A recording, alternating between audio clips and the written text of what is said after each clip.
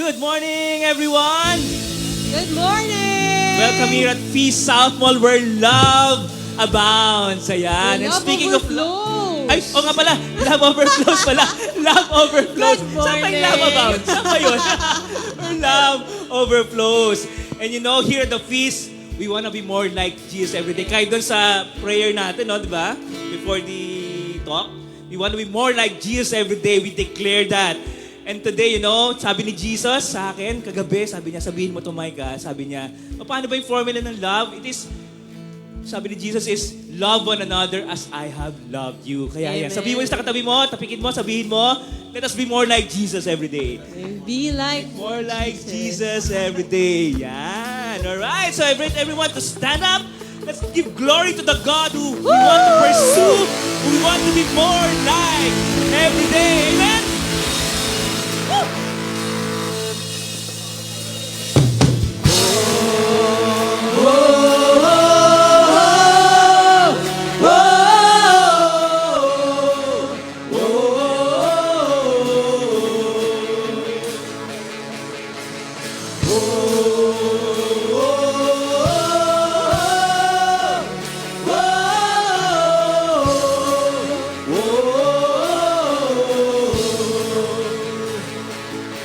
There's a song that stirs the spirit, and it calls the heart to life.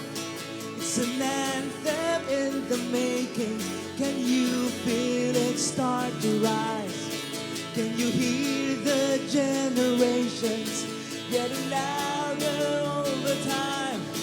Every son and every daughter singing out into the night.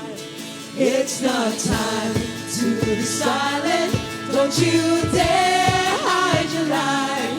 There's the world outside the window, so don't let it pass you by. Lift your hands to the heavens, lift your voice to the sky. Praise the Lord of all creation. Let His name be lifted high. Sing it.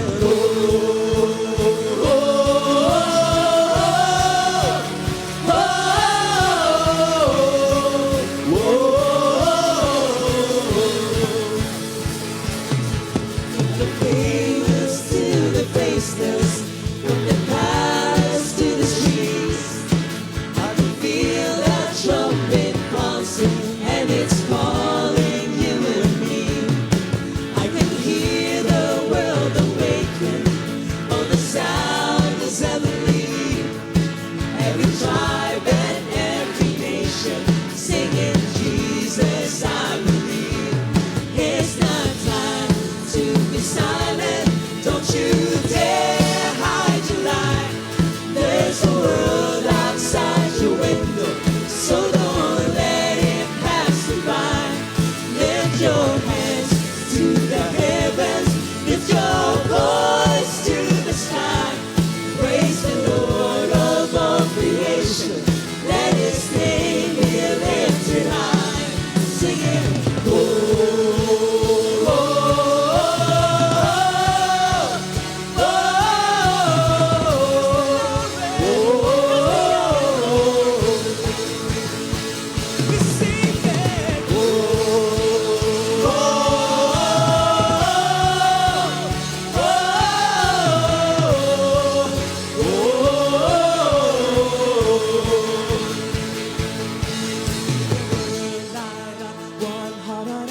See the strongholds break in the blink of an eye. That I know I sing nowhere inside. For the Lord, He is alive. See the lost return from the dead of the night. Every captive freed, every chain left behind. Have you ever seen such a beautiful sight? All the world coming alive. See the world light up, one heart at a time. See the strongholds break in the blink of an eye. Heaven all our sins, nowhere inside. For the Lord, He is alive. See the lost return from the dead of the night. Every captive free, every chain left behind. Have you ever seen such a beautiful sight? All the world coming alive.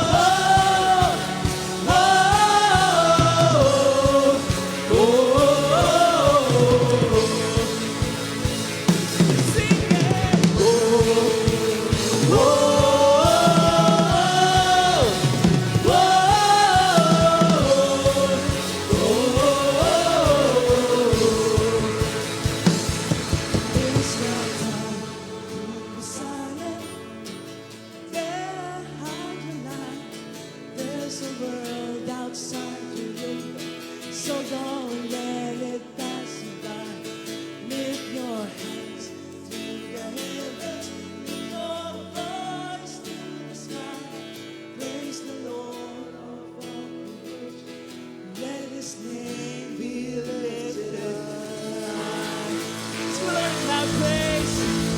Shout of praise.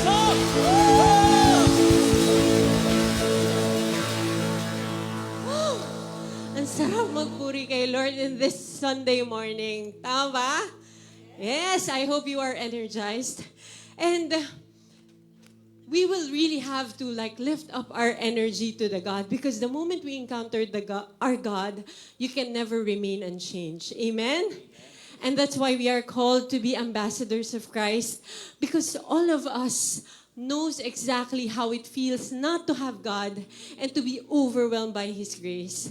And my prayers for all of us is that we will all be a force for good and imitators of Christ, that will testify how good God is, and that we will share the absolute truth with love. So brothers and sisters, come with us into prayer as we say in the name of the Father, the Son, the Holy Spirit. Amen. Father God, we glorify you. Your kingship is glorified from generations to generations. And it is just magical that even without your presence, we constantly feel and being transformed by your love every single day. We are truly grateful for the love that you have given us. And that we ask that despite that, even if depression, oppression, sin, or shame come in our way, that you'll continue to be our absolute source of hope and redemption. May we be like Jesus, who came here not to judge, but to serve. May we be like Jesus, who showed us what true love means, who shows us the true meaning of love. And may we be like Jesus, who up to the very last of his dying breath is still faithful in his mission.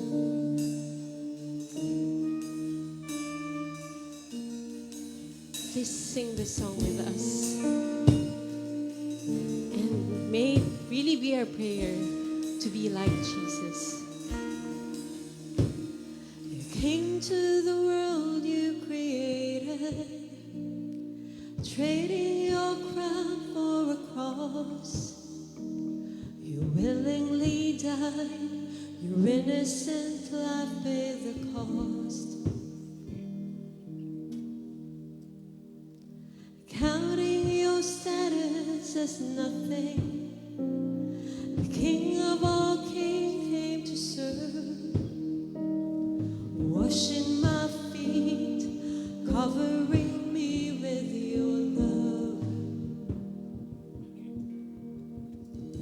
If more of you means less of me, take everything. Yes, all of you is all I need. Take everything.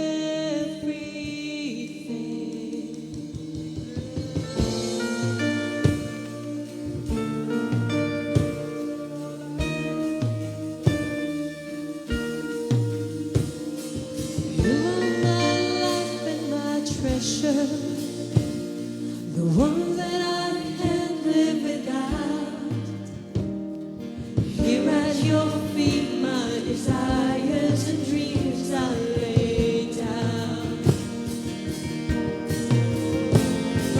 Here at your feet, my desires and dreams I lay down.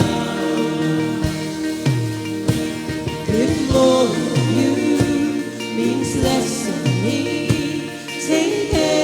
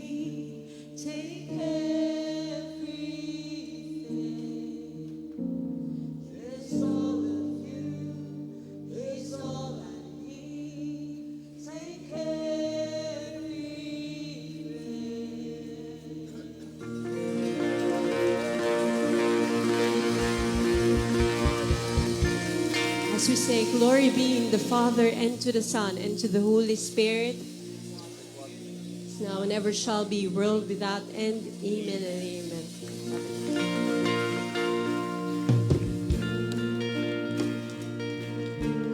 Morning. Good morning. Can you just stop the person beside you and tell them, I'm happy you're here. I'm so happy to be here, to be back. Now, for those who do not know me, I'm Brother Oying Isidoro, and I'm the feast builder of Wednesday Feast Alabang. And so I'm free on a Wednesday, that's why I'm here. And today we'll be talking about how we love our neighbors. And it's the third talk of our series, actually. The title of our series is Messy Saints. Love your neighbor even if they drive you nuts. Na talagang tuwa ako sa subtitle nito. Every time I give this introduction, na love your neighbor even if they drive you nuts. Na matagal po akong nagturo, 16 years, at bawat isang bata dyan sa loob ng classroom na yan, they really drove me nuts. But nonetheless, I learned to love them. Amen? And you know, today, most of you are here. You planned to be here. Nang pagkagising, kagabi pa lang, actually, pinag-usapan nyo na pupunta tayo, a-attend tayo ng feast. But some of you, I don't know how you got here, but let me tell you a story of someone who went to church by accident. No, kaibigan ko siya nung buhay pa siya. But when he was younger, he was an architect. When he was alive, architect siya. At siya yung nag-design ng buong parokya namin. Pero hindi siya active sa simbahan. So nung kinuha yung service niya to design the church, it was all professional. He attends Mass on a Sunday, but that's it. So come Saturday afternoon, after playing tennis, sabi niya, silipin ko nga yung dinisign kong simbahan kasi malapit nang matapos yon. Kamusta kaya kung tapos na ba yung confessional? And so, kung ito po yung kalye, andito yung bagong simbahan, andito sa kabilang side yung lumang simbahan. Sa lumang simbahan, Sabado ng hapon, may ongoing na Life in the Spirit seminar. Ako po, attendee ako doon during that time. So, pinark niya yung kotse niya malapit sa LSS. Sinilip niya yung simbahan, sabi niya, ay okay nga, tapos na nga yung confessional. On his way back to his car, for some reason, nilampasan niya yung kotse at dumiretso siya dun sa LSS. Now, he was in his tennis shorts, tennis shirt, tennis shoes, and everyone was wearing semi-formal clothes dahil yun yung highlight ng Life in the Spirit seminar, yung baptism. At hindi niya alam kung anong nangyayari, na-curious siya, umupo siya dun sa dulo. Sabi niya, makikinig ako. And the speaker, being a guest speaker, hindi din kilala kung sino lahat ng mga attendees. And so when the baptism was ongoing, the speaker simply went to him and prayed for him. Hindi niya alam, hindi niya pinlano, pero nung patapos na yung seminar, tinawag, sinong gustong mag-share dito sa harap? Isa siya sa mga tumayo at nagpunta sa harapan. And you know, kinwento niya kung paano siya napunta. Sabi niya, alam niyo, aksidente lang pong napunta ako dito, hindi ko talaga alam. Bakit na-curious ako at umupo ako doon sa dulo? But you know, that was the start of him serving the Lord in the church. Kaya ko siya nakilala eh. No, nagle-lecture siya, naging lay minister siya, at marami pa siyang ginawa sa parokya namin. And you know, my dear friends, I'm sharing this story because I believe my friend Tito Estien, that was his divine appointment. To be there on that seat that day. And the Lord planned it years before that.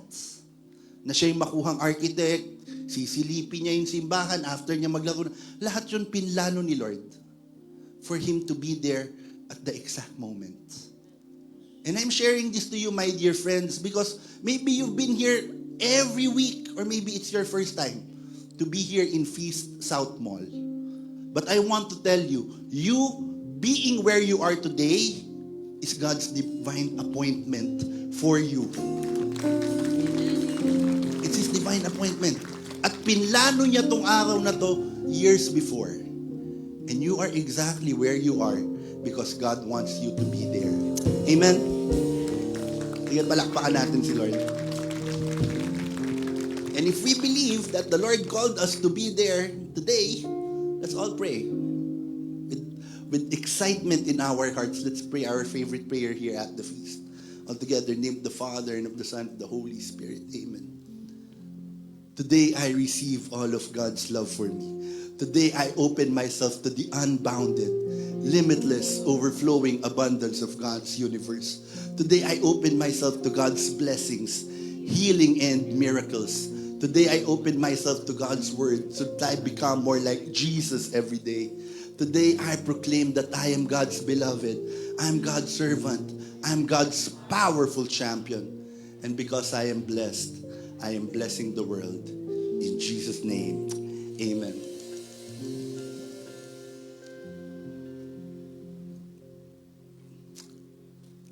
We've been discussing the first two problems of the Church of Corinth for the last 2 weeks, right? And to all our friends watching online, maybe you just saw this on your news feed, no? Nagsuscroll ka, nakita mo, ay, gwapo yung preacher, panuorin ko ano ba to?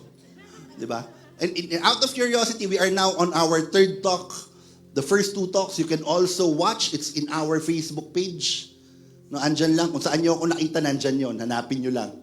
It's also in our YouTube channel, so just look for it there so that you can catch up kung na-miss ninyo. But today we'll be talking about the third problem of the Church of Corinth. And the third problem is food offered to idols. No? Problema talaga tong pagkain. Madalas yan. Di ba? Sa bahay lang namin eh. Na pagkakain na, haharap na ako sa asawa ko. Tapos gagayahin ko yung tunog ng Who Wants to be a Millionaire? Tanananan! $1 million question. What's for lunch? Kasi hindi kami magkasundo minsan. Minsan gusto ko ng may sabaw, gusto niya pinrito. Diba? Tapos, hindi kayo magkasundo. Sige, sabawan mo yung pinrito mong isda. Para meron. Diba? At least meron. May salsyado kayo. Diba? And today, that's the problem that they will be discussing and how they solved it. And what's really underneath the problem. So let's read the word of God for today. 1 Corinthians chapter 8, verses 1 to 5, 7, 9, and 9 to 12. All right. Now, regarding your question about food that has been offered to idols, yes, we know we all have knowledge about this issue. Lahat naman tayo, alam natin yan. But while knowledge makes us feel important, it is love that strengthens the church. Diba? Yung naikipagdebate ka kung dapat bang kainin yan o hindi. Pero in the end, all what God wants us to do is to love one another. Kainin mo yan, ayaw mong kainin yan, okay lang. That is not what will defile us as written in the scriptures. Tama? But then, Paul was addressing this kasi mas marami pang problema. So tuloy natin. Anyone who claims to know all the answers doesn't really know very much. Sabi nga nila, di ba, intelligence is knowing what you know and knowing what you do not know. Pero dito sa church ng Corinth, payabangan sila eh. So yung iba, alam na namin yan. But the person who loves God is the one whom God recognizes. So that, what about eating meat has been offered to idols? Ano na? Okay lang ba? Yung mga pagkain na ino-offer. Well, we all know that an idol is not really a God. And that there is only one God. There may be so-called gods both heaven and on earth, and some people actually worship many gods and many lords. Ito yung sinasabi ni Paul sa mga taga-Corinth. However, not all believers know this. Kasi nga, nung nag-branch out ang simbahan, iba-ibang klase ng tao yung nakakahalubilo nila. And so, there are members in the Church of Corinth who've never heard the previous teachings. Di ba parang yung mga first time umattend dito sa feast? At naririnig nyo yung mga talk, ganun pala yun. Hindi nyo pa kasi narinig dati. So, kaya sinasabi ni Paul dun sa mga tao, ito para dun sa mga bago. Hindi lang para sa inyo. Some are accustomed to thinking of idols as being real. Ito nga yun. So when they eat food that has been offered to idols, they think of it as worship of real gods. So akala nila okay lang. Akala nila, yung mga bago, na kung ano yung ginagawa ng mga dati, yun ang sundin natin. Kaya kailangan sabihan yung mga matagal na dun sa church ng Corinth, huwag niyong kakainin yung pagkain na binibigay sa mga idols. Because those who are weak consciences are violated. No? Halimbawa na lang, sa atin dito sa feast. No? Yung iba sa inyo, may mga gray area with regards to your faith. No? Gagawin ba natin to o hindi? Nakita mo yung isang matagal ng servant, uy, nag-share siya tungkol sa horoscope niya. Baka tama yun. Am I making sense there? Tinitingnan nyo yung ginagawa ng iba kasi hindi kayo sure at nahihiya rin kayong magtanong. Normal yun eh. Nahihiya, ay nakakaya, baka ano masabi, ano ba, tagal-tagal mo na dito, hindi mo pa alam kung tama yan o mali. So ano gagawin mo? Gagayahin mo yung iba. And Paul was telling the church in Corinth, nagagayahan kayo. Kaya kailangan itama nyo yung mga actions ninyo. It's not just about eating the food. So let's continue reading. But you must be careful so that your freedom does not cause others with a weaker conscience to stumble. Ito yun. Bago pa lang sila, pero yung ginagawa mo, baka magkasala sila. Later on, I will give a stronger example about this one. For if others see you with your superior knowledge, eating in the temple of an idol, won't they be encouraged to violate their conscience by eating food that has been offered to an idol? Kung nakita nila kayo ginagawa yan, kumakain kayo ng pagkain na inoffer sa temple ng mga so-called gods, gagayahin nila kayo. Kaya kailangan wag niyong isipin yung sarili niyo lang. So because of your superior knowledge, a weak believer from Christ, for whom Christ died, will be destroyed. And when you sin against other believers by encouraging them to do something they believe is wrong, you are sinning against Christ. Kung meron kang ginawa tapos ginaya nila, kasi iniisip mo, kasalanan nila yun, ba't nila ako ginaya? Sinasabi ni Paul, nagkasala ka na. And during those times, my dear friends, sa atin kasi hindi problema yan. Wala naman talaga masyadong nag-offer na ngayon ng food for the gods. Except pag Pasko, makakatanggap ka ng regalong food for the gods. But on top of that, wala eh. But during those times, ang dami talagang temples. So many Greek gods had temples. Almost every Greek god has temples. And if you go there, makikita niyo yung mga ruins ng mga temples. Apollo, Poseidon, Athena. Lahat yan may temple. At nailala natin sila sa mga pelikula, di ba? Mga pangalan na yan. Yung pala yun. Doon pala kinuha yung pangalan na yun. But they were Greek gods. And people offered to them. And you know, after the sacrifice, ito kasi yung ginagawa. No, iiwan yung pagkain doon, that's the first. Iwan mo doon sa idol. Yung second, yung iba, kukuha ng konti, ibebenta. Dadalhin sa palengke.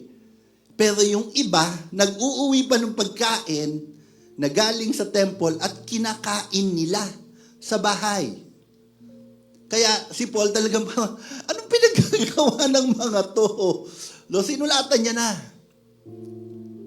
Kaya sinasabi niya, however, not all believers know this.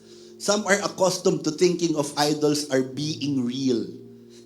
No? Naniniwala sila totoo to eh. Kaya pag kinain natin yung inoffer sa kanila, akala nila, ulitin ko, akala nila, they are worshiping the one true God. Di ba? Parang pag tinignan mo yung horoscope, kasi may tumingin na nauna sa'yo, na servant. Tapos, nakita mo yung horoscope mo. Nakita mo yung servant nag-post ng horoscope niya, kaya parang ikaw, oy, ang ganda ng message sa akin ni Lord.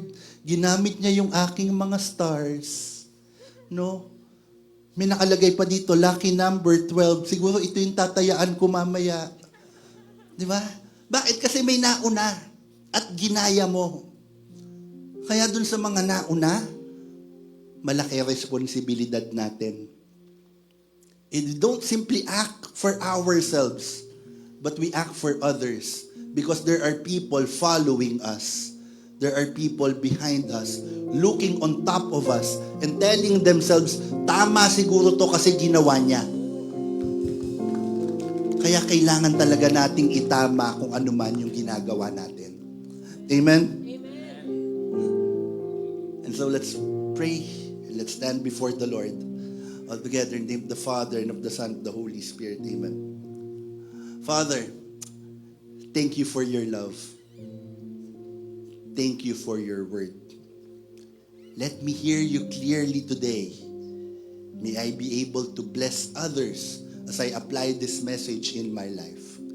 And all this I pray in Jesus' name. And everyone say amen. Amen. Father, the Son, the Holy Spirit. Amen. As you sit down, tap the person beside you and say, God will speak to you today.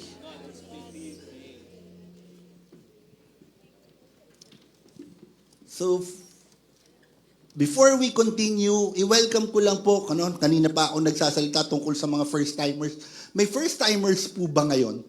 Anyone who came in for the first time today, ayun, people at the back raising their hands, welcome to Feast South Mall. Ayan. Welcome. This is a place where love overflows. Yeah, you are in the right place. Happy for you to have your divine appointment today. Welcome. At thank you rin po dun sa mga nagdala sa kanila. Meron po bang second time attendee? Last week yung first time mo. At nandito ka, bumalik ka kasi nag-enjoy ka last week. Na-bless ka. Yun, may mga nagtataas ng kamay. Thank you for coming back. No? Masaya kami pag bago pero mas masaya kami pag bumalik kayo. Kaya yung mga first timers, masaya kami ngayong nandito kayo. Mas masaya kami pag nakita kayo next week. Amen? So thank you for coming here. Today, our one big message is others first. Others first. Paul knew that to eat or not to eat was not just the presenting problem. It was just the presenting problem, not the real problem. No, kumbaga, ito yung nasa taas pero hindi talaga ito yung problema kapag hinalungkat mo kung ano yung nangyayari. Di ba gano'n naman yon kahit minsan sa bahay, na nag-aaway kayo kasi yung anak mo may nasira sa bahay. Pero yung totoo, yung nabasag niyang baso, pinaglagyan lang naman ng kape. No, hindi mo nga binili yun eh. Dating lalagyan lang ng kape yun na ginawa niyong baso sa bahay. Pero hindi ka nagagalit kasi nakabasag siya. Nagagalit ka kasi paulit-ulit mo nang sinabing huwag siyang maglaro sa kusina. Hi. Ganun yung sinasabi ni Paul. Hindi problema yung pagkain at hindi pagkain. Merong mas malalim na problema na kailangan nating pag-usapan. The food issue was dividing the church. No? Lahat sila may opinion.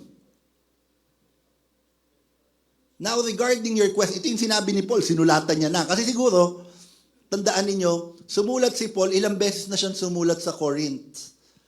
At ito yung mga nag-gather na letters niya. So, pag titignan ninyo, yung umpisa nitong verse na to, now regarding your question about food that has been offered to idols, may nagtanong na sa kanya. Siguro nag-aaway-away yung mga tao, kakainin ba natin o hindi? Yung iba sinasabi, alam naman natin hindi totoong Diyos yun pero gutom na tayo. And food is life. Food is food. Free food is the best food. Diba? Libre yan, kukunin mo lang. Alam mo namang hindi totoong Diyos yung inopera nila. Sayang, makakatipid tayo. Yung iba naman hindi. Kailangan tayong manindigan. Kapag kumain ka dyan, you are defiled. Sinabi na nga ni Paul, di ba? Kinwento niya sa atin yung kinwento ni Jesus. It's not what goes in, it's what goes out. So ngayon, nagtatalo-talo sila. So malamang may isang leader sumulat kay Paul. Ano ba talaga? So ito yung sagot niya. Yes, we know that we all have knowledge about this issue. But while knowledge makes us feel important, It is love that strengthens the church. No, hindi sapat na alam lang natin. Alam natin eh. So ito yung sinasabi niya, instead of just asking, is it lawful to eat food offered to idols? Ask, how can we strengthen our relationships?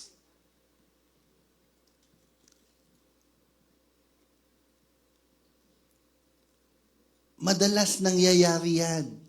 Di ba? Hindi lang sa pagkain. Pero ano ba yung mas tama? What is the more proper way? Di ba? A few months ago, before the CBCP issued an official statement, nagtatalo-talo tayo kung ano talaga ang posisyon ng kamay natin kapag Our Father. Nakabukas ba? Naka-close? Sabi ko nga nung may nagtanong sa akin, brother, ano ba talagang tamang posisyon? Sabi ko, basta, huwag mong ilalagay sa parte ng katawan mo na hindi dapat kapag nagsisimba ka. Di ba? Baka mamaya nagkakamot ko ng ulo, di ba? Tapos biglang makikipag-holding hands ka dun sa katabi mo. Hello, ang dumi ng buhok mo, no? Isa yun sa pinakamaruming parte ng katawan natin. Hygiene.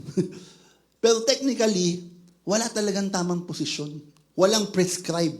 If you read the general instructions of the Roman Missal, there was no prescribed position. Pero lahat tayo, may kanya-kanyang opinion doon sa issue. Ganito yung nangyayari dito. Kaya ang sabi ni Paul, hindi mahalaga yung opinion mo. Ang mahalaga, nagkakaisa ba kayo?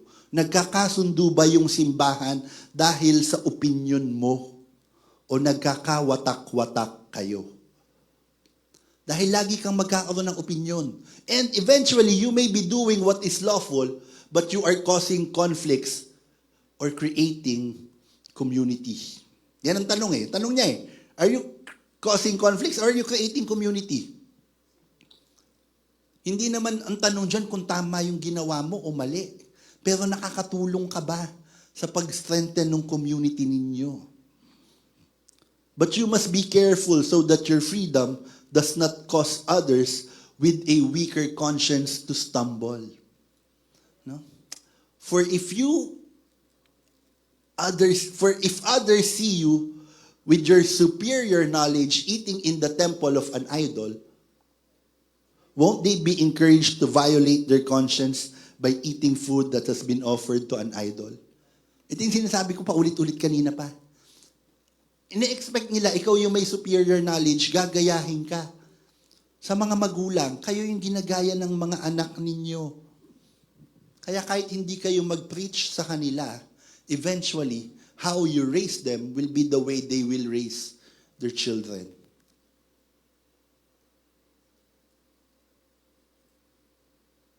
Tapos, ito yung pinakamatinding sinabi ni Paul dito. So, because of your superior knowledge, a weak believer for whom Christ died will be destroyed. Namatay nga ang Panginoon para sa taong yan eh.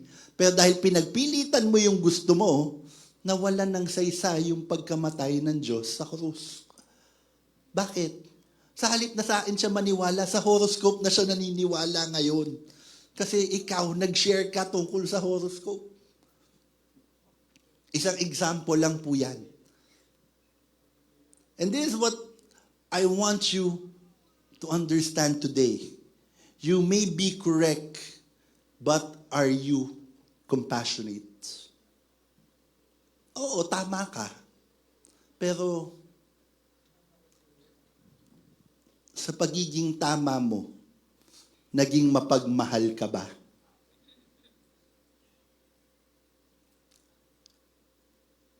Meron akong kilalang mag-asawa, ganyan sila. No? Ang mahalaga kung sinong tama. Hindi na nila naisip kung pwede naman palampasin yan eh. Ba't kailangan pa silang magtalo? Lagi yan. And another couple na laging ganyan, na nasaksihan ko, no? At ako'y madalas biktima pag nagtatalo sila, yung grandparents ko. Kasi yung lola ko, bibihisan ako. No? Friday, preschool ako, 5 years old, bibihisan ako ng lola ko. Kami yung may-ari ng eskwelahan, kaya nasa likod lang ng bahay yung school. Darating yung mga kaklase ko, naka-civilian clothes kasi Friday was wash day. So pwede ka magsuot ng ibang damit. Hindi ka kailangan mag-uniform. Makikita ng lolo ko, aawayin niya yung lola ko. Ba't naman pinagsuot mo ng uniform si Oying ngayon? Friday ngayon, wash day. Tingnan mo yung mga kaklase na hindi naka-uniform. Bihis na siya eh. Alam naman palitan pa natin, sayang naman. Alam mo yung nagtatalo sila tapos ako yung pinagtatalunan nila. Parang okay naman po kahit anong suot ko, masaya naman ako eh. Gusto ko nang pumasok. Okay na ba kayo? But they were arguing. And walang gustong magpatalo. Siguro, nasanay silang ganon. Pero mahal naman nila yung isa't isa. Pero nakakatuwa silang panuorin. At ako yung success sa mga nangyayari. No, lagi yan. Lagi sila nagtatalo. And only to realize that sometimes, natatapos yung argument pag may isa sa kanilang nagbigay. Na titigil na yung lolo ko, sige na nga, nabihisan mo na eh. Papasukin mo na yan. Okay na. Di ba? Bakit? Because when someone becomes compassionate, then they will realize na hindi naman mahalaga kung sinong tama. Ang mahalaga, nagkakasundo tayo. Lalo na kung ang pinagtatalunan nga natin, mga bagay na hindi naman talaga makakaapekto sa moralidad natin. Katulad nun, wala namang violation kung pumasok ako ng naka-uniform. Unang-una, nanay ko yung teacher doon, hindi ako pa uuwiin doon. Di ba? Pangalawa, hindi talaga bawal. Kung anong gusto mo, marami kang uniform. Dami kong uniform sa Atinton School. Kaya kahit araw-araw ako mag-uniform, hindi mauubos to. Kung ganun lang yung pinagtatalunan, tigilan nyo na, magmahalan na lang kayo. Ang babaw lang eh. Pero yung iba hindi. Hindi, ayoko, kailangan. Panindigan ko to, ako tama. At wala namang walang pinahahantungan eh, pag ganun eh. Di ba? Lalo lang kayo nagkakasamaan ng loob. Yun yung sinasabi ni Paul. You know, thinking about how Paul addressed the people, no, na hindi naman mahalaga eh kung sino yung tama. Minsan, nagkakaroon tayo ng maling interpretation. Balik tayo sa maling interpretation. Katulad ng quote na ito, stop caring about what others think. Diba? Tama naman ito kung ang pinag-uusapan natin, mababa ang self-esteem mo. Tapos gustong-gusto mo na sinasabi ng ibang taong magaling ka. Gusto mong sinasabi ng ibang tao, magandang lalaki ka. Pero alam mo naman na ginawa ka na ni Lord ng ganun eh. So, hindi mahalaga kung anong sabihin ng iba. Because the most important opinion about you is the opinion of the Lord. So, kung sinabi ni Lord, I created you in my image and likeness, people should not affect kung sinabi nilang, alam mo, Brother Oying, hindi sa'yo bagay magpakalbo. Okay lang. Dati John Lloyd, ngayon Jokoy. Okay lang. Walang problema doon. Di ba? Okay lang. Bakit? Ang mahalaga yung opinion sa akin ng Diyos eh. But then again, this line can also be misinterpreted. How can it be misinterpreted when we think about it selfishly? Na wala naman akong halaga sa opinion. Hindi na mahalaga yung opinion ng iba, basta alam ko tama yung ginagawa ko. Naku, problema yan. Bakit? Kasi baka mamaya sobrang selfish mo. No, ang mahalaga, tama ginagawa ko. Pero may mga ibang taong nakatingin sa iyo. At yung ginagawa mo, pwede nilang gayahin. Ito lagi kong sinasabi sa mga kabataan, tsaka sa mga singles. Lalo na pag nasa leadership position ka na. Di ba? Ikaw, kontrolado mo yung sarili mo. Malakas yung willpower mo. Kaya, kung matulog ka sa kwarto ng girlfriend mo during a retreat or a camp or an out-of-town trip, alam mo, matutulog ka lang talaga doon at walang mangyayari sa inyo. Talaga. Kasi nga, kontrolado mo yung sarili mo eh. Hindi, brother, I know myself. I have self-control. You are right. But people will look up to you and they will think it's okay to do what you are doing. Kaya hindi pwede yan. Kahit pa sabihin mo, wala namang nangyari. Oo nga. Wala nga. But other people will imitate you and will use your action to justify what they will be doing. Hi. Diba? They will follow your actions.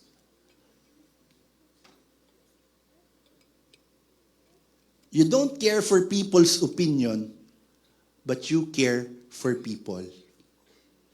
Hindi mahalaga yung opinion nila, pero nag-aalala ako. Baka mamaya mapahama ka kapag ginaya mo yung mga pinaggagawa ko. Yun yung una. No? Kasi kahit nasabihin kong ako okay na ako, kontrolado ko na yan, hindi lahat ng tao katulad mo. And being someone who's being looked up to, no, lahat naman tayo, yung iba sa atin parang iniisip niya, ay wala namang sumusunod sa akin, akala mo lang yun. But there's someone who will look up to you eventually. That's why you need to understand this. You need to understand this. So that's the first, no? People will follow you. Second example is that people might be scandalized with what you are doing. No? Example po si Brother Bo. Si Brother Bo, mayaman talaga yan. No, yumaman na siya. He learned how to invest in stocks. No? Lahat ng libro niya, bestseller. Kahit saan siya magpunta, nagkakagulo yung mga tao, gustong magpa-picture. No? Kung isa kang malaking company at gusto mo siyang kuning motivational speaker sa inyong company, kailangan kang magpa-book 1 year ahead. Kasi ganun katindi eh. Paano ko nalaman? Kasi isang feast builder, nung ikakasal na siya, kukunin niya si Bo na ninong, sinabihan siya nung parang secretary ni Bo, kailangan ka magsabi sa kanya 1 year in advance kung gusto mo siyang maka-attend sa kasal mo. Bakit? Kasi nga, that's how sought after he is. And ganun siya karami na nakakilala sa kanya, ganun na karami yung pera niya. Pero lagi niyang sinasabi, even if I can afford a sports car, something like that, or maybe a very expensive watch, like this one, no? Yung Patek. Pwede ka nang bumili ng bahay sa mahal ng relos na yan eh. Or a house this big. Sabi niya, no, I cannot do that. Kaya pag nagpunta kayo sa bahay nila, Bo, magugulat kayo. No? Nasa third class nga sila ng subdivision eh. Yung mga third class subdivision, yun yung mga guard saludo lang ng saludo kahit wala kang sticker. Di ba? I know the feeling kasi ganun sa amin. Nagtataka yung mga kaibigan, okay yung guard ninyo, no? Kahit wala akong sticker, sila saluduan lang. Oh, ganyan lang yan. Sanay na kami, itong village namin, training ground pa doon sa Albilan subdivision. Di ba? Parang ganun yung tinitira ni Bo. Ewan ko, minsan naman naninintay yung guard nila, minsan hindi. Pero, he can afford to live in somewhere bigger, better. Pero sabi niya, people will be scandalized because I am a preacher.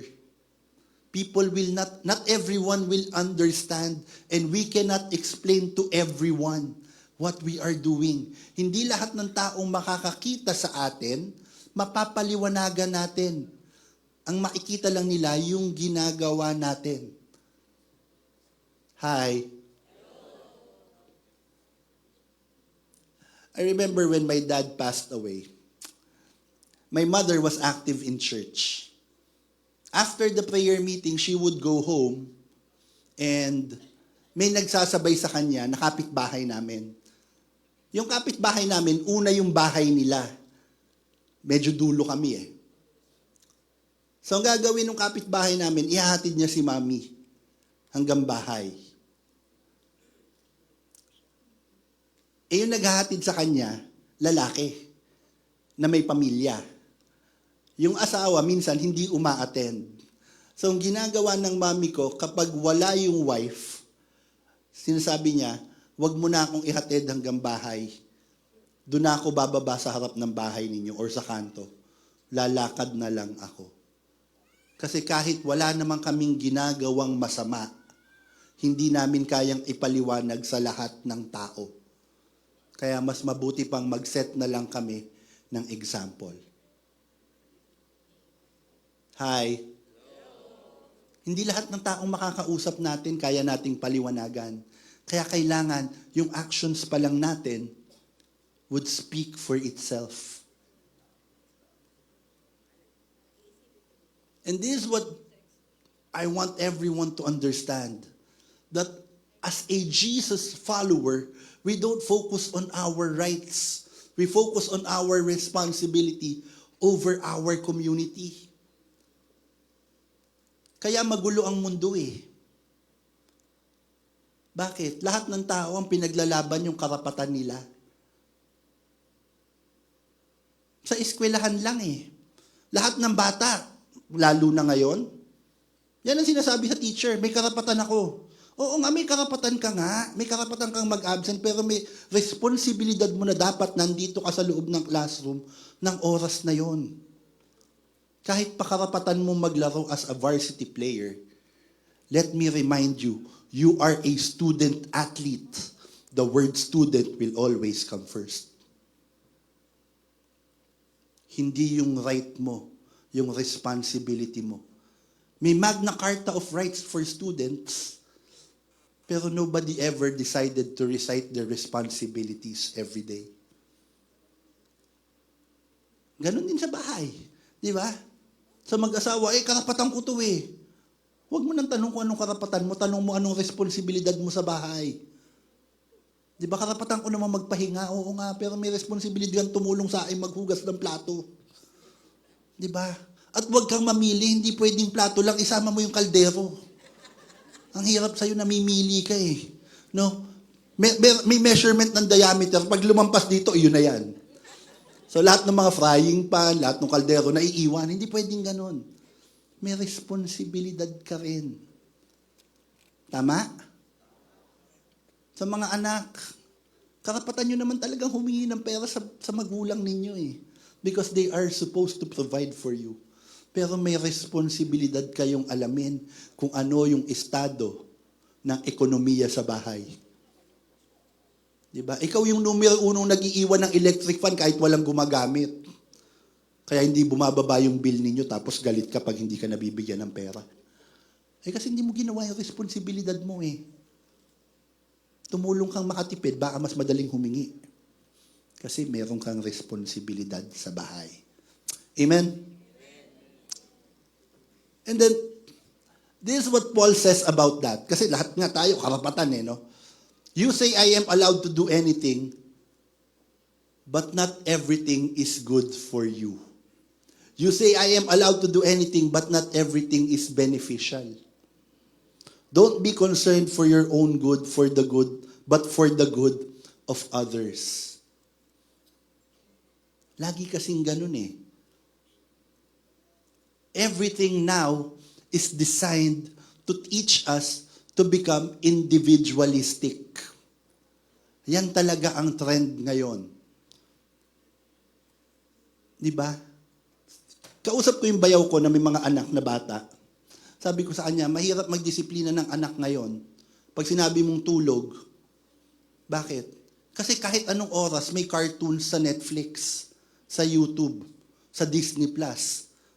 Tayo, nung bata pa, di ba? After lunch, kahit ilang beses mong ilipat nung wala pang cable TV, paulit-ulit mo lang makikita yung mukha ni Jimmy Swaggart. Diba? Yung mga nagtatanong sino yun, alam ko bata pa kayo. Yung mga natawa, magkakaedad tayo. Diba? So walang problema, yung mga magulang natin, matulog ka, bakit walang ibang palabas sa TV kahit anong saan mo ilipat? Pero ngayon, it's being designed to be individualistic. Anytime you want to watch, you can watch. Anytime you want to go to the bank, you can do it online. Dati natututo pa tayong sumunod sa schedule. And because of that, the people are starting to think, the world says, fix me first. Ako muna. Yung oras ko, yung schedule ko dapat ang masunod.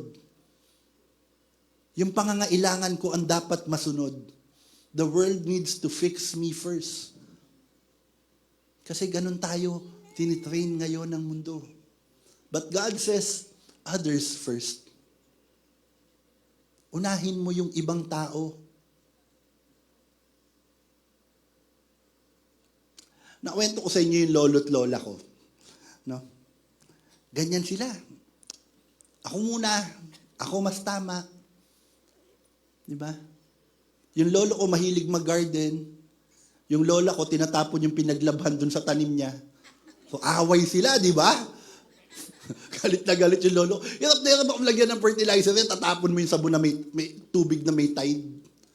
Nag-away sila, pagalingan sila. Pero alam nyo, kailan sila kumakalma? Kapag na-realize silang mahal nila yung isa't isa. Sige na nga. Noon una, nag-away sila. Pag tagal-tagal, nakikita ko yung lola ko doon na tinatapon yung sabon sa drain kahit medyo mabigat. Gagalit lolo mo pag tinatapon ko dyan Alam ko na yung linya niyan. Sasabihin niya, kasi yan lola mo, never yan nagtanim kahit munggo. Sige na, dito na lang. Why? Because they stopped thinking about themselves and started thinking about somebody else. No, tinigilan lang magpagalingan. Sino bang tama? Because my dear friends, for those who are married and those who are planning to get married, the goal of a married life is not to be right. The goal of married life is to become Jesus to your spouse. Yung mga mag-asawa dito, kung katabi mo yung asawa mo, tignan mo nga, harapin mo yung asawa mo. Tignan mo nga kung nakikita mo si Kristo sa kanya. Yung iba ngumiti sa akin, oo, kanina ko pa gusto ipako sa gusto Bago pa kami pumunta dito But you need to become Jesus to your spouse. You need to love your spouse. So, minsan yung mga preference mo, sige na, pagbigyan mo na siya. Preference lang naman And when you become Jesus to your spouse, let it be your life goal. Kayong mag-asawa, yun yung life goals ninyo. And you become Jesus to your kids. And when you become Jesus to your kids, you will see your children being Jesus to one another. At mas madaling sabihin sa kanila yun, anak, baka pwede mo naman pagbigyan yung kapatid mo, siya naman daw ang manunood. Diba? Kasi kanina ka pa nanunood gusto niyang manood. Diba? Ikaw naman ang sa cellphone, siya naman sa TV. Palit naman kayo. Ako dati, style ko dyan, tinatago ko yung remote. Nung bago nagkaroon ng remote, tinatago ko yung plais kasi natanggal na yung lipatan Tatago ko yung plais. Yung mga kapatid doon, nasaan yung plais? Ewan ko, hindi ko alam. Hindi nila alam, nandun sa ilalim ng TV, nilagay ko doon. But when you become Jesus to others, natututo ka na magbigay. Nung nakikita ko nagkakaayos na yung lolo't lola ko, yung nanay at tatay ko. No? Sige na nga, ito na yung plais. Ikaw naman.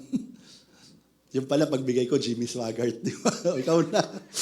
Matutulog na ako chef, taon na But life goals, we give to one another. We give in to one another. We love one another.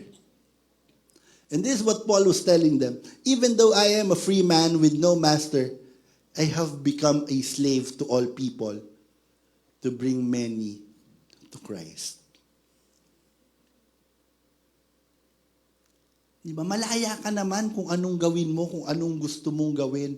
Pero kailangan maging maingat ka. Dahil kung ano man yung gagawin mo,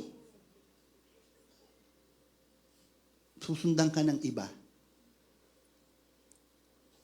And Paul is telling us, sometimes we need to give up some of our freedom. And we become a slave so that we can bring more people to the Lord. Amen? Sige, palakpakan natin si Lord. Can I invite all of you to stand up?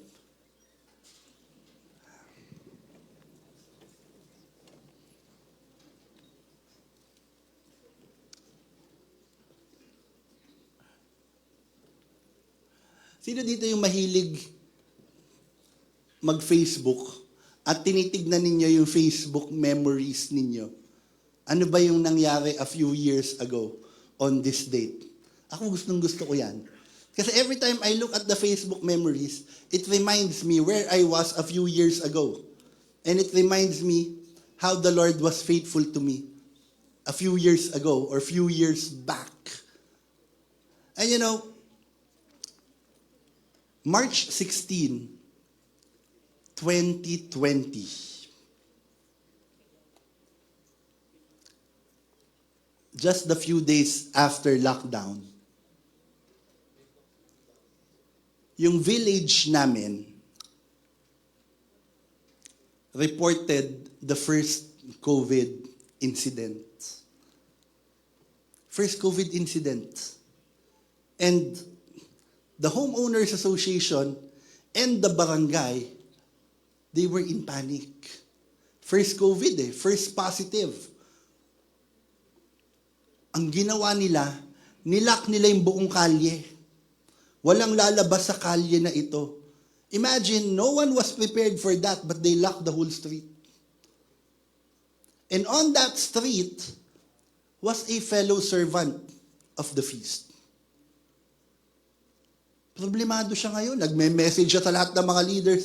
Message siya kay Brother Arun, kay Brother Velden. Sabi niya, nilock kami dito. Hindi ko alam kung anong gagawin namin. Wala kaming mga stocks, wala kaming supply. And to top it all, bagong panganak yung asawa niya. With twins. So imagine yung panic nung tatay. And he was messaging everyone, hindi ko po alam kung anong gagawin ko. And in his panic, may mga group chat po yung mga leaders. So nag-message sa kanya yung mga leaders, relax ka lang. We have you covered. No? Kaming bahala. Diyan ka lang sa bahay. And the leaders started talking among themselves kung ano yung gagawin. Yung asawa ko, kasama dun sa group chat, ang bilis sumagot. Sabi niya, ka-village lang namin yang si brother. Si Oying pwedeng bumili sa Pure Gold. Kasi malapit lang sila sa amin Sabi ko, sumagot ka na nang hindi mo man lang ako tinatanong. Di ba? Sumagot ka na But you know, when I heard that, at the back of my head, I was resisting. Ayoko talaga. Sabi ko, Lord, ayokong pumunta. Ayokong lumabas. Because I was also afraid. Because all my doctors, prior to the spread of COVID and the lockdown, were telling me already, pag lumabas ka, mag-face mask ka. Kasi prone ka because of your condition. O yung may comorbidities ka. Hindi ka dapat basta-basta lumalabas. Lahat ng doktor ko, yung derma ko, yung rheumatologist ko, yung cardiologist ko, they were all saying the same thing. Do not go out of the house. And all my friends who were in the medical practice were telling me the same thing. O yung wag kang lalabas. And so, nung binolunteer ako nung asawa ko, I was praying and I was telling the Lord, Lord, hindi ba pwedeng self-love muna? Takot ako Ayaw pa mamatay. Di ba? I'm not doing this out of simply fear. Lord, I'm also following my doctor's orders. Di ba sabi mo, yung boses ng doktor ko parang boses mo. Sumunod ako sa doktor ko. Pwede bang sumunod muna ako sa kanila ngayon? And I was arguing with the Lord. And you know, somewhere in that prayer, the Lord whispered and imprinted this in my heart. Every time you go on stage and every time you talk to other people, you always tell them, you wanted to be Jesus to others. You wanted to be Jesus to others. Oying, now is the time. Now is the time. And I want to remind you, my dear son, being Jesus to others is not simply picking up the basin and washing their feet. It's also dying to yourself. Because Jesus, He took up the cross. He took up the cross and He died for us. And so after that discussion, kahit takot na takot ako, 2 face mask, naka-long sleeves ako, balot na balot ako, I went out and I did the grocery for this brother. And I brought the goods dun sa subdivision, dinala ko dun sa guard's house. Sabi ko, paki-deliver, ito yung number ng bahay. At dumating lahat ng mga deliveries, tuwan-tuwa siya. Sabi niya, thank you brother, thank you. Makakaraos na kami nito after the lockdown. Eventually, makakalabas na rin kami after 14 days. I think what you brought would even last more than 14 days.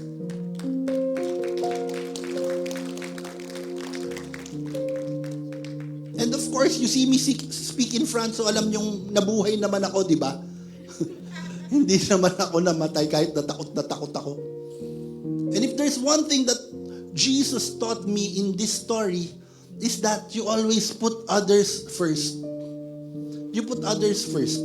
Kasi itong brother na tinulungan ko, photographer siya ng Fisbikutan. Si Brother Yabi. And he's not only a photographer of Fisbikutan, he now also shoots for WFA for my feast. Kasi sabi niya, free naman ako ng Wednesday, isabay mo na lang ako para hindi na ako mamamasahe. Eh, magka-village kami, so dinadaanan ko siya. He also serves in the couples retreat sa Lux. Siya ang official photographer at videographer natin sa Lux. Why? Yabi stopped thinking about himself because somebody else showed him. This is how to be Jesus to others. And when you put others first, this is what I want to tell you, my dear friends. When you put others first, in the eyes of the Lord, you will never be last. Uulitin ko, when you put others first, in the eyes of the Lord, you will never be last. And you'll always be first in the eyes of somebody else. Kasi may natutong magbigay eh. At kung lahat lang ng tao, matututong magbigay, walang mawawalan eh. Walang magkukulang. And eventually, dahil nagbigay ka, babalik sa'yo yan. And that's what Jesus was trying to tell us all along.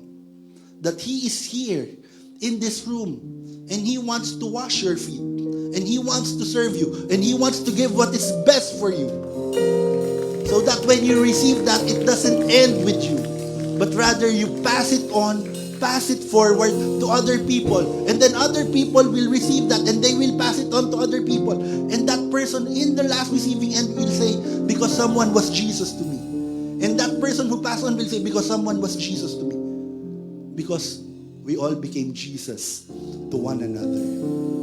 Amen. Let's pray. In the name of the Father and of the Son and of the Holy Spirit. Amen. Father, we pray. Can you repeat it after me? Father, we pray. Make me Jesus to others. Knowing very well that when I put others first, in your eyes, I'll never be last. And all this we pray in Jesus' name. Amen.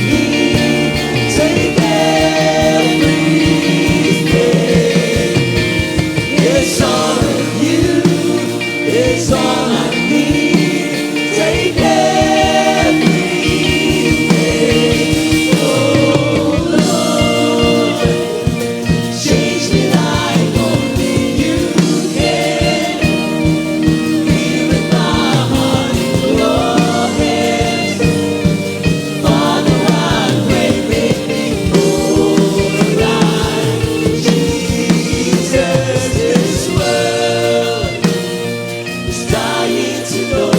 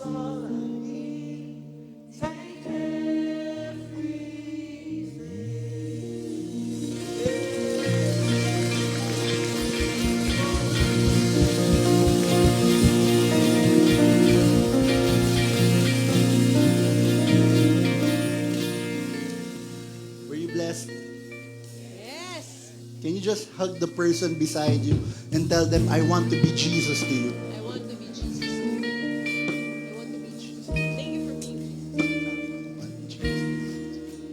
All right. So as you prepare your love offering, I can ask you to sit down now.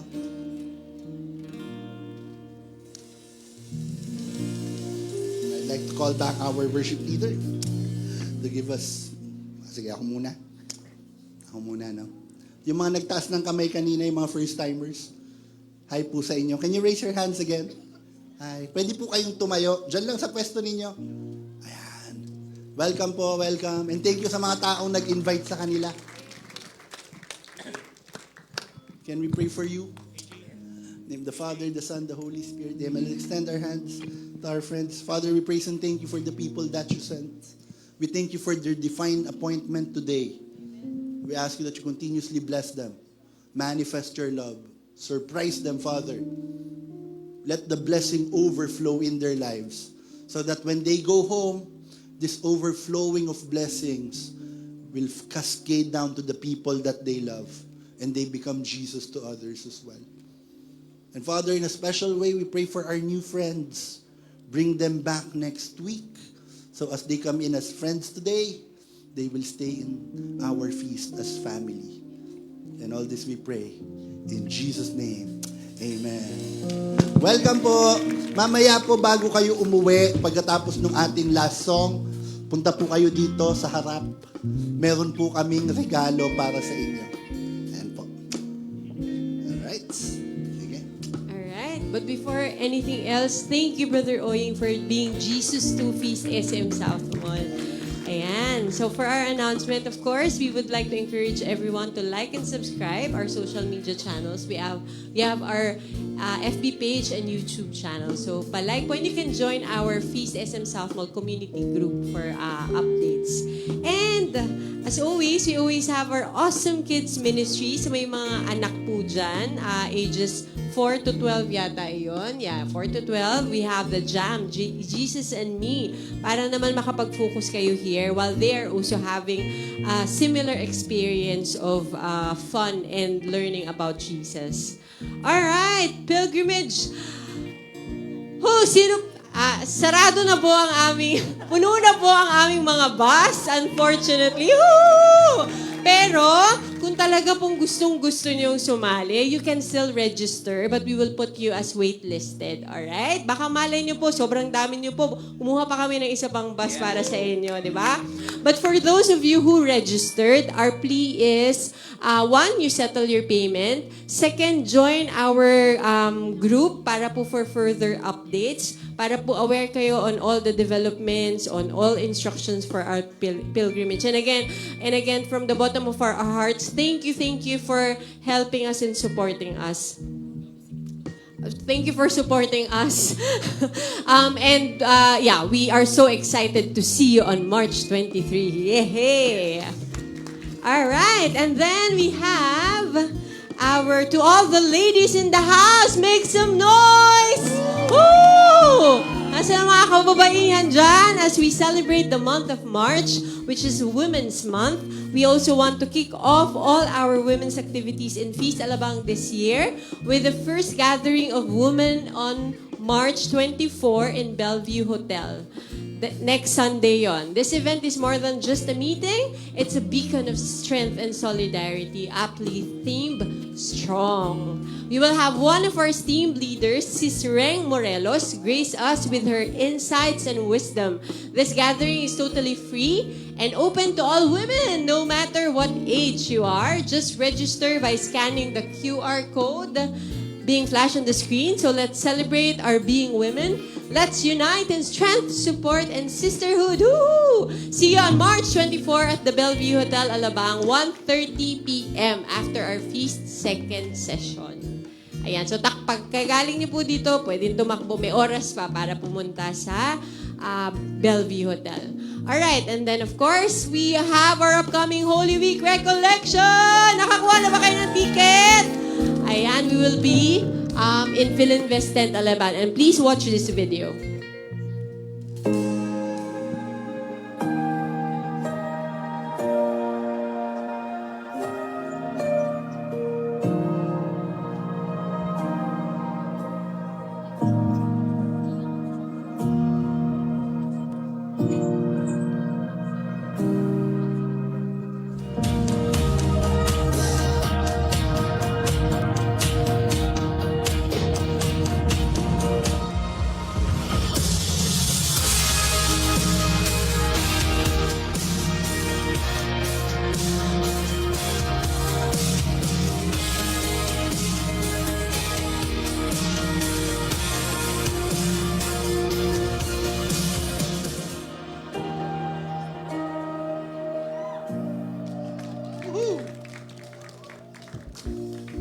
if you haven't attended po yung mga previous Holy Week recollections na yun, I highly encourage you to attend. This is a life-changing activity and very fitting for our Holy Week. Ayan, para we really spend the Holy Week with the Lord. Ayan, and for the Lord.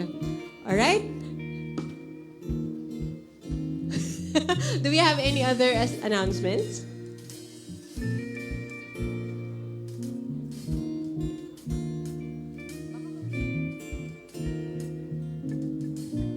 We have Holy...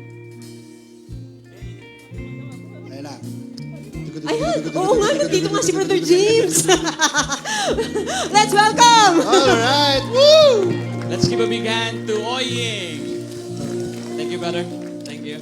Thank you. And dapat din ako aakyat, but hindi pwedeng hindi. Dahil I would like to again thank each and every one of you who keeps on praying for me. Ganda ng ating topic, no? Ganda ng ating one big message. Ano yung one big message natin? Others first. Others first. You know, last week, narinig niyo yun no? Na nag-share ako na gustong-gusto ko nang bumalik, no? To give a full talk for our feast. Kaya lang, last Sunday, and narinig niyo na rin naman ito, sabi ko na ayaw nung asawa ko na ako ay bumalik muna.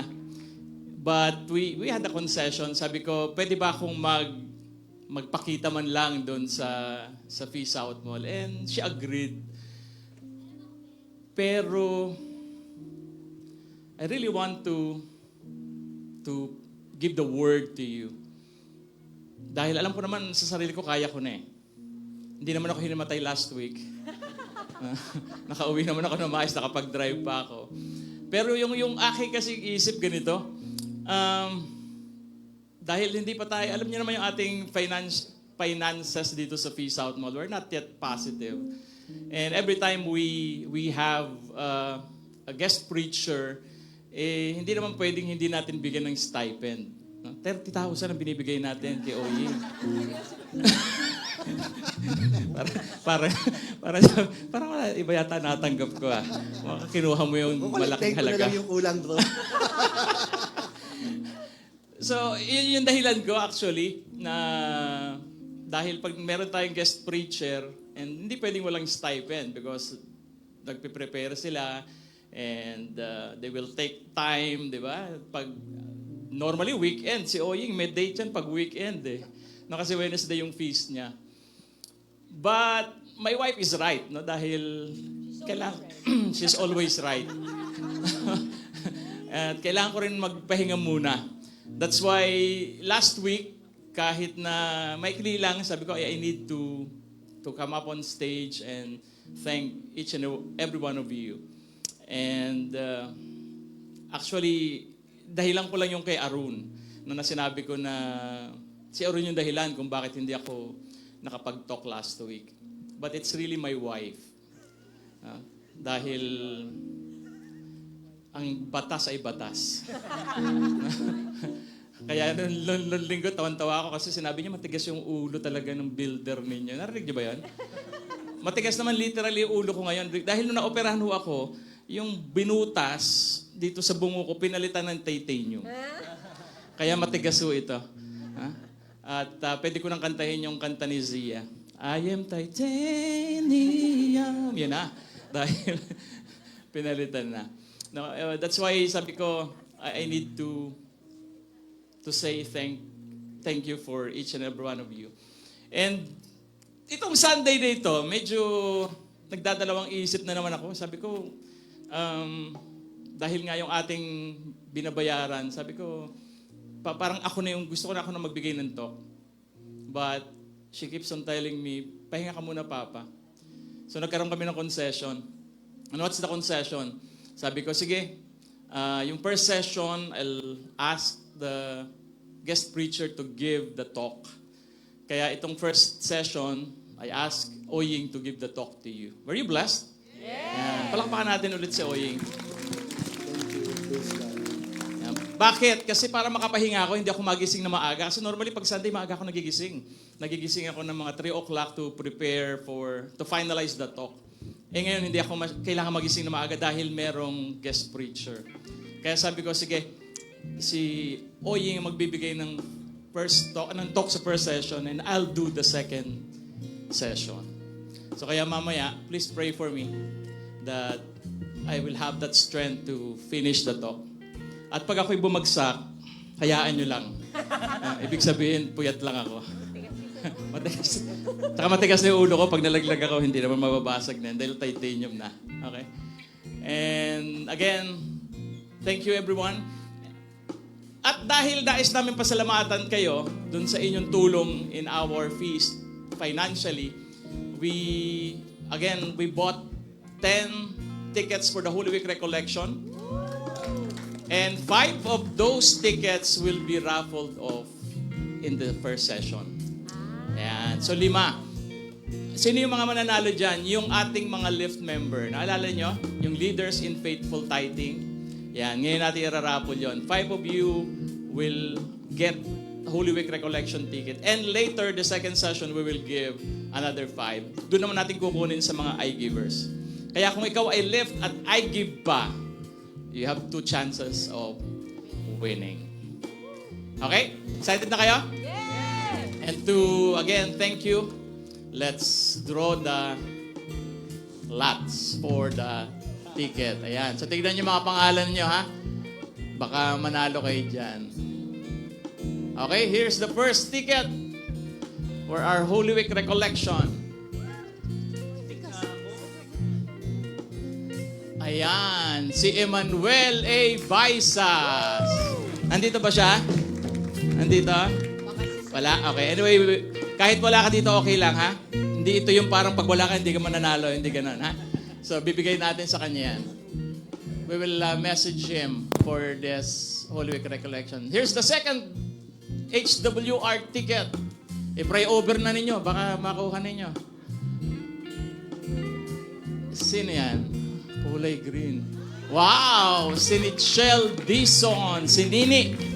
Andito si Nini. Wala. Okay. So that's the second winner. Let's go to the third HWR ticket.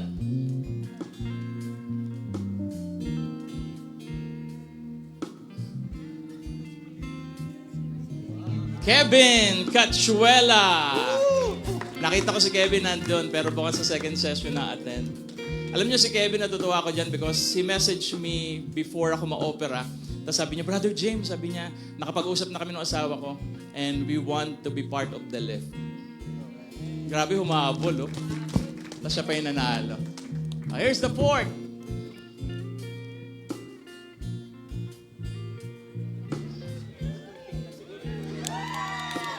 Brenda Patino. Andito si Brenda. Ayun. Okay? And the last.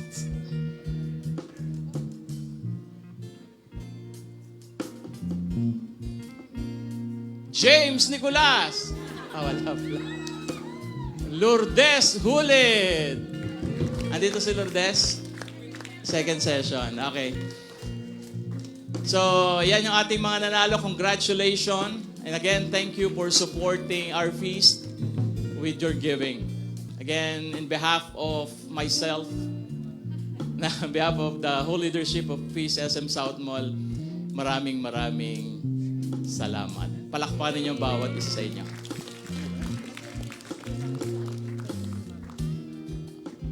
Okay. Ito, may tanong yung ating isang pillar leader. Sabi niya yung bang maghahabol ng I Give Today after the first session, pwede bang isama yung pangalan nila? Gusto nyo? Yes! Okay, sige, pwede. Mag-register kayo dun sa labas, tapos bigay nyo yung pangalan ninyo. Bahala na sila mag-abot dito para mamaya sa second session. So kahit wala kayo mamaya at nanalo kayo, you can get the Holy Week Recollection ticket. Okay?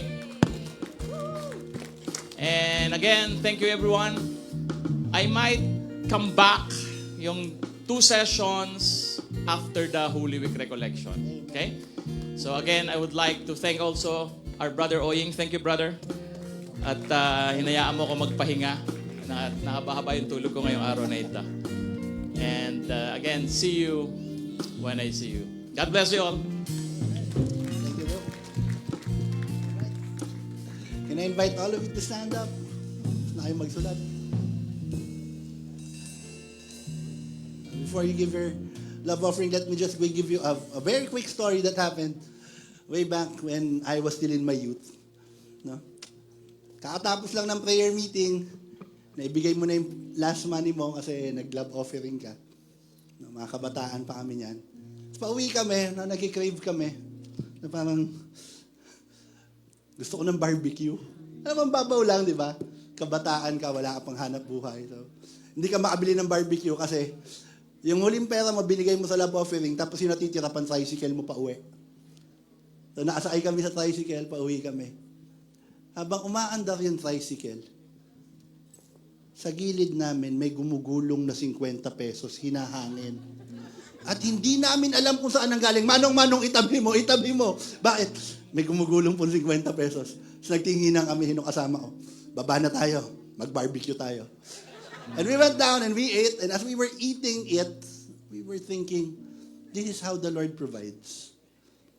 No, yung mga simpleng bagay na hindi mo naman talaga kailangan, pero alam niyang pasasayahin ka, kaya niyang pagbigyan. Paano pa kaya yung talagang kailangan mo? That's why when we give, we don't think that it's going to come back. That's why we're giving. We give because we know that we have a God who loves us. And we want to put Him first. Amen. So that will never be last. Amen? So my dear friends, let's pray in the name of the Father and of the Son and the Holy Spirit. Amen. Let's raise our envelopes. Father, we praise and thank you for the capacity to give. We thank you for our work. We thank you for our side hustle. We give this, Father, not because we are asking for something in return. We give this because we want to put you first. And by our giving, we pray that we become Jesus to others when this money is used in service in the ministry. And all this we pray in Jesus' name. Amen. So come, brothers and sisters, with joy in your hearts, give your love offering.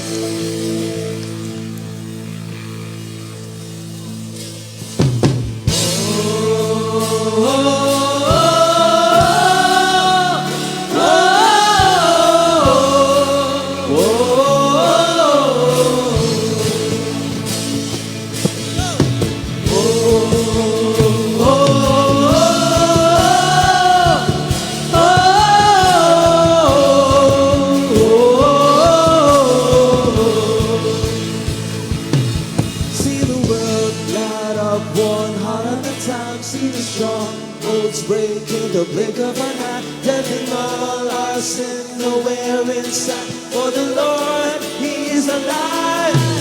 See the lost return from the dead of the night. Every captive free, every chain left behind. Have you ever seen such a beautiful sight? For the world coming alive.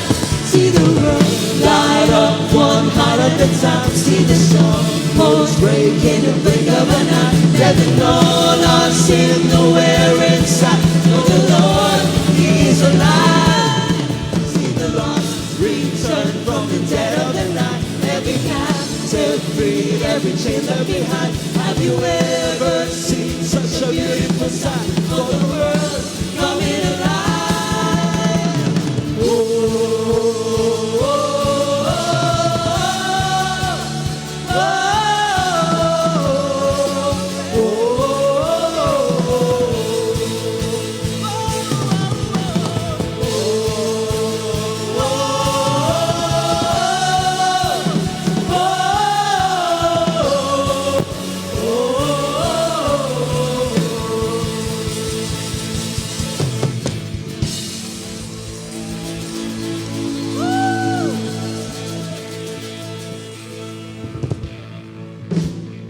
See you again, Peace SM South Mall next week. Woo!